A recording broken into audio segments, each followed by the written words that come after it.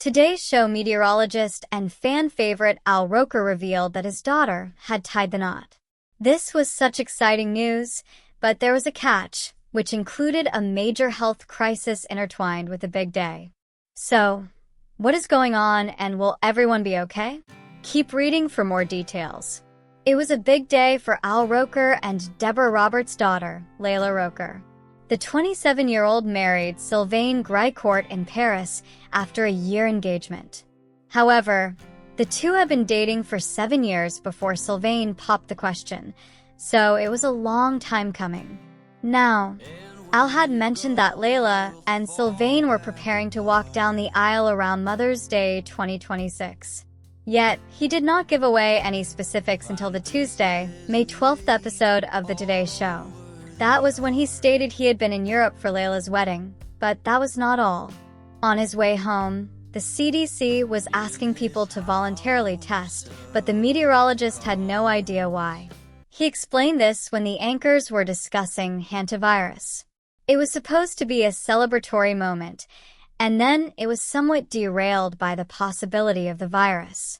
Allegedly, it is nothing like COVID, but it does require an extensive isolation period. It is apparently rare in America, but quite popular in Asia. Between 1993 and 2023, 890 cases have been reported in America. However, it is seeing a resurgence in 2026, which is likely why Al Roker had to test. Although today viewers were thrilled for Al Roker and his family, they felt that this was an interesting way to slip in hantavirus. The two did not necessarily go together. However, Al was making it clear that testing can happen anywhere when one least expects it. Despite the confusion over the hantavirus chatter, Today's Show fans sent love and congratulations to Layla and Sylvain.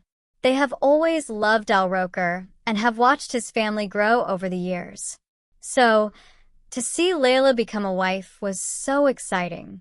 Al Roker stood on the balcony of a Haussmann-style apartment in the 7th arrondissement, the Seine glittering like scattered diamonds below. It was May 9th, 2026, 2 days before Mother's Day, and for the first time in months, the meteorologist felt completely untethered from the weather maps and early morning call times. Paris in spring had always been Deborah's dream, but today it belonged to their daughter. Layla Roker, 27, sharp-eyed, with her mother's grace and her father's quick laugh, had just become Layla Greicourt. The ceremony had been small, intimate, held in a sunlit salon at the Maison de l'Amérique Latine overlooking the Luxembourg Gardens. Sylvain Greicourt, tall, quietly intense, with the kind of steady calm that had anchored Layla through 7 years of dating and one very long engagement, had barely been able to speak his vows without his voice cracking. When he slipped the simple platinum band onto her finger, Al had felt something loosen in his chest he hadn't realized was tight. Deborah Roberts, elegant in soft ivory, had wept openly. Their son, Nicholas, had filmed everything on his phone while pretending he wasn't emotional. Even Al's own eyes had burned. After years of watching Layla chase stories as a producer, travel the world, and build a life that sometimes felt too big for any parent to fully hold, she was starting her own chapter. The reception spilled into the garden. String lights twinkled in the early evening. A jazz trio played soft standards. Layla danced with her father to What a Wonderful World, the same song they had danced to at her high school graduation. She rested her head on his shoulder the way she had when she was small. "You okay, Dad?" she whispered. "Better than okay," he said, voice thick. Just grateful. They had dated for 7 years. Sylvain, a French environmental consultant who had met Layla during a climate summit in Geneva, had proposed on a rainy evening in New York exactly 1 year earlier. The ring had been simple, the promise enormous. They had planned the wedding carefully around both family schedules, settling on Paris because it felt neutral, beautiful, and far enough away to force everyone to slow down. Al had cleared his Today Show schedule for 10 days. He and Deborah had flown in early to help with final details. The week had been a blur of flower markets, last-minute fittings, and long dinners where stories flowed as freely as the wine.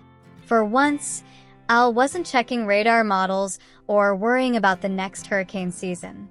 He was just Dad. Until the flight home. The Charles de Gaulle terminal buzzed with the usual controlled chaos. Al hugged Layla and Sylvain tightly at security. They would stay in Paris for another week before heading to a honeymoon in the south of France. "Call me when you land," Layla said, holding his face in her hands the way she had since she was a little girl. "Always do," he promised. The flight to New York was uneventful. Al slept most of it, exhausted in the best way. But when he landed at JFK and cleared customs, 2 CDC personnel in dark jackets were waiting in a quiet corner of the terminal with clipboards and polite but firm expressions. "Mr. Roker, we'd like to ask you to participate in a voluntary testing program." Al blinked. "Voluntary?" "Yes, sir. Related to recent travel patterns and a respiratory virus we're monitoring." He thought of the crowded wedding venues, the airport, the metro. Everyone had been careful, but Paris in May was still Paris. He agreed, more out of civic habit than alarm. They took a nasal swab, gave him a packet of information, and told him to monitor symptoms and limit close contact until results came back. By the time he reached his apartment, the story had already broken in entertainment circles. Someone at the airport had recognized him. The next morning, Tuesday, May 12th, he sat on the Today Show couch looking tanned but tired. Hoda Kotb leaned in. "Al, we heard you were in Europe for a very special reason." Al smiled, the kind of smile that reached his eyes. "I was. My daughter Layla got married in Paris on Saturday. To a wonderful man named Sylvain. It was perfect." The anchors erupted in congratulations. Savannah Guthrie wiped away a theatrical tear. But then the conversation shifted, as it often did on the show, to the day's health headlines. Hantavirus. The anchors discussed the rare but serious rodent-borne illness, making headlines again. Cases had surged in parts of Asia and were popping up unexpectedly in Europe and the United States. The CDC had issued quiet guidance for travelers from certain regions. Al cleared his throat. "Funny you should mention that. On my way home, they pulled me aside for testing. I had no idea why until I read the packet on the plane. Apparently, I